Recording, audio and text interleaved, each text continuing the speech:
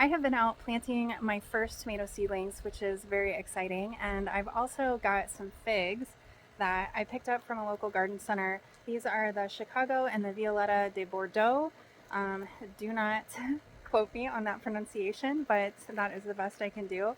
So these figs are going to be kind of an interesting experiment because I've got serious gopher issues in my yard. I have been battling these gophers for a couple of years. I've lost probably 5 fig trees and then a couple of other small shrubs because of these gophers. And so I've been doing various methods and with very limited success. So what I'm going to do with these trees is, since there are very small seedlings and I didn't spend a whole lot of money on them, I'm going to try out these gopher baskets.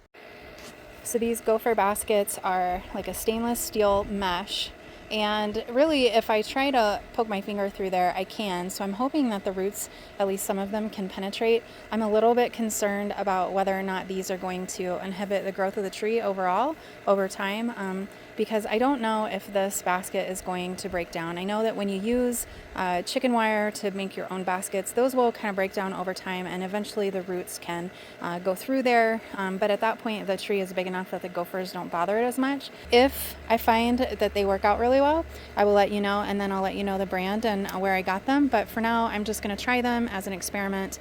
I figure that I don't have anything to lose because these gophers have just been cleaning me out of my fig trees. I've got, I think, 5 left, and I started with 10, so they've really been doing a lot of damage. So I'm going to try these.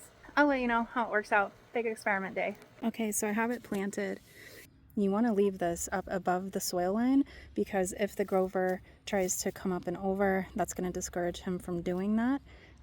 So we'll see how it goes. This is really lightweight, so if it looks like it's really restricting the growth of this tree after a couple of years, then I can always just go in and dig around with the shovel and then just cut this. But for now, I'm going to see if this can be a solution for me for these, at least for these small trees. Otherwise, I planted an entire flat of tomatoes. It's like 24, I think.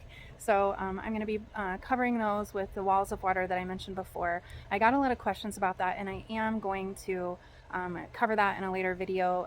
They're a product that have been around for a really long time, but I guess some of you haven't heard of them, and so I want to make sure that you know what they are and what the benefits of them are. So look for that really soon, probably in a couple of days or so. It is the first of about a 2-week stretch, at least as far as I can see in the extended forecast, of some warm weather, and I am so excited about that because I am totally done with these frosty mornings. I actually really love winter gardening, but now I am ready for the tomato season to begin. I need some fresh tomatoes.